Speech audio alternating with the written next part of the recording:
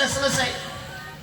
Hadirin makan Allah, maka kemudian Abdullah bin Rawaha pun sholat. Setelah sholat Abdullah bin Rawaha, maka kemudian Nabi SAW bertanya, wahai Abdullah bin Rawaha, kenapa kamu masih di sini? Rombongan sudah terbentuk, sudah berangkat. Maka Nabi SAW mengatakan, berapa lama kamu sudah tertinggal? Rasulullah ingin memberitahu kepada pemahaman, kepada sahabat dan kepada umat, khurujnya sahabat, hadirin makan Allah, jangan pun tidak khurujnya telat saja, hadirin makan Allah, bukan tertinggal biasa saja. Ini perkara besar. Maka Abdullah bin Rawah katakan, ya Nabi Allah, saya ini punya kuda yang begitu cepat, saya tidak tertinggal. Mereka sudah setengah hari. Maka Rasulullah SAW dalam satu riwayat, beberapa riwayat ini mengatakan, wahai Abdullah bin Rawaha, kamu bukan tertinggal setengah hari, tapi kamu itu sudah tertinggal 500 tahun lamanya. Di dalam satu riwayat dikatakan, wahai Abdullah bin Rawaha, kamu bukan tertinggal setengah hari. Kalau seandainya kamu infakkan semua harta di dunia ini untuk mengejar tertinggalnya kamu setengah hari, maka semua yang kamu infakkan tidak bisa menandingi setengah hari kamu telat tadi. Ini ada dimakan Allah Subhanahu wa Ta'ala. Kenapa begitu pentingnya khuruj di jalan Allah?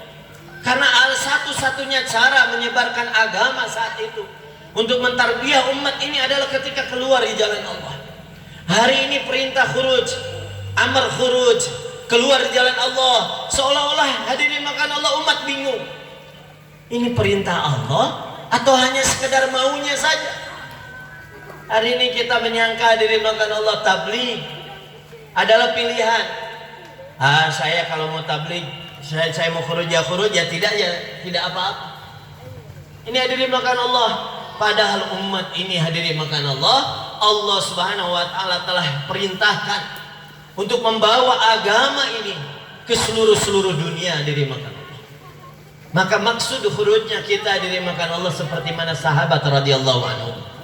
Rabi' bin Amir, seorang sahabat dengan keledainya datang ke Rustum. Keledai yang sangat kecil.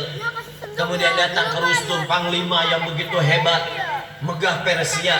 Maka ditanya, dia hanya seorang diri saja, tapi begitu gagahnya sahabat radhiyallahu anhu.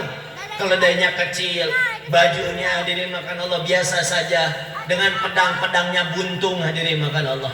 Datang disabit itu permadani yang begitu indahnya. Orang semuanya sudah geram marah, dia santai saja. Datang sesampainya di depan singgasana, baru dia ikatkan tali keledainya hadirin makan Allah. Ini semua orang sudah murka. Maka ditanya, siapa kalian? Man antum? Siapa kalian? Inilah hadirin makan Allah yang telah ditulis oleh tinta emas. Inilah sahabat hadirin makan Allah. Maka sahabat katakan, nahnu qaumun ibta'athana Allah linukhrija man syaa min ibadatil ibad ila ibadati rabbil ibad. Kami adalah satu kaum. Lihat sahabat tadi, begitu yakinnya, kami adalah satu kaum yang mana Allah telah hantarkan kami ke atas kalian untuk mengeluarkan peribadahan makhluk, peribadahan selain Allah, dan untuk mengarahkan supaya seluruh manusia ibadahnya kepada Allah. Min ibadatil ibad ila ibadati rabbil ibad, adalah untuk penyembahan makhluk, untuk menyembah kepada Allah yang Maha Esa Maha Kuasa. Linukhrija min dhikid dunya ila sa'atil akhirah, untuk mengeluarkan hamba-hamba Allah, untuk mengeluarkan seluruh manusia daripada sempitnya dunia, fikirnya dunia, sengsaranya dunia, susahnya dunia, untuk masuk ke dalam senangnya selama-lamanya di akhiratnya Allah Subhanahu wa Ta'ala. Hadirin makan Allah Subhanahu wa Ta'ala. Yang ketiga hadirin makan Allah, min ghiril aghyar ila adlil Islam, yang tadinya mendapatkan kesusahan di dalam luar agama Islam supaya mendapatkan keadilan di dalam Islam, mendapatkan ketenangan di dalam Islam. Inilah hadirin makan Allah Subhanahu wa Ta'ala. Maka kita pun sama bergeraknya di jalan Allah Subhanahu wa Ta'ala hadirin makan Allah dengan maksud seperti ini. Bagaimana hadirin makan Allah umat ini di dalamnya dua faidah orang keluar khuruj di jalan Allah ini hadirin dua faedah. Yang pertama untuk dirinya, yang kedua sekaligus memperbaiki dirinya. Allah jadikan menjadi asbab hidayah di seluruh dunia. Maka Maulana Yusuf Nabayan Hidayah di Mekah, di Hijaz, tahun kurang lebih 61 hadirin makan Allah. Beliau sampaikan, hari ini semua dunia dalam kegelapan, dalam keadaan gelap. Maka dengan kita membawa benda ke seluruh dunia, yang tadinya gelap akan terang benderang, yang tadinya gelap akan mulai dengan cahaya, akan mulai dengan sinar. Maka beliau katakan, begitulah kita hari ini. Kita bergerak ke seluruh dunia. Yang tadinya daerah-daerah gelap menjadi terang benderang, yang tadinya tidak ada cahaya menjadi ada cahaya.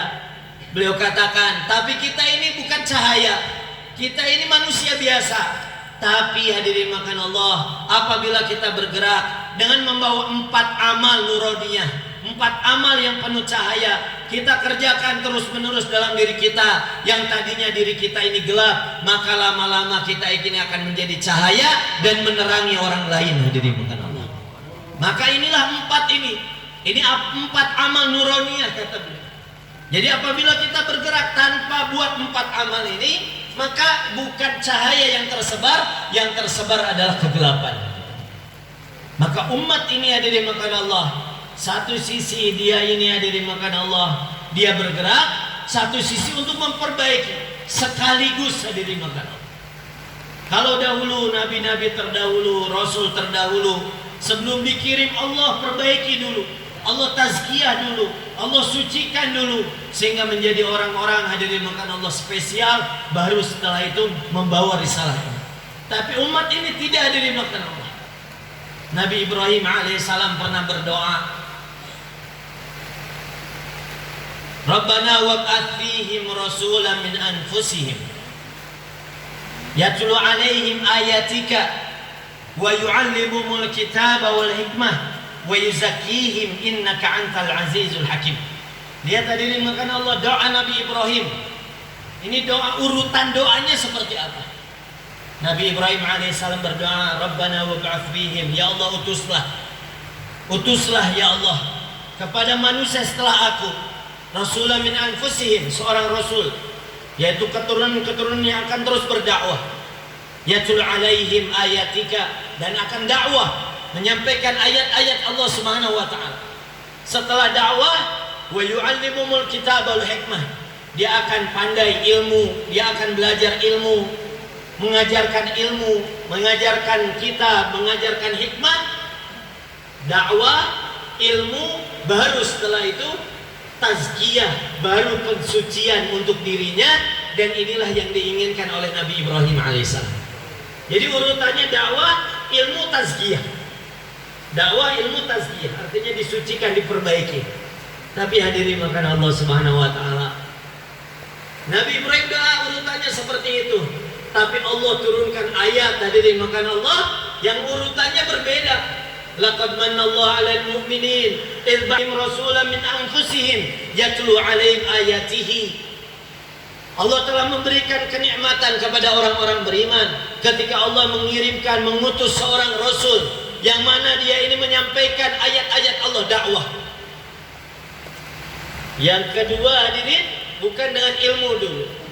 Wa yuzakihim, dengan dakwah Allah akan sucikan orang tersebut hadirin makan. Dibersihkan dulu. Setelah dibersihkan, wa yu'allimumul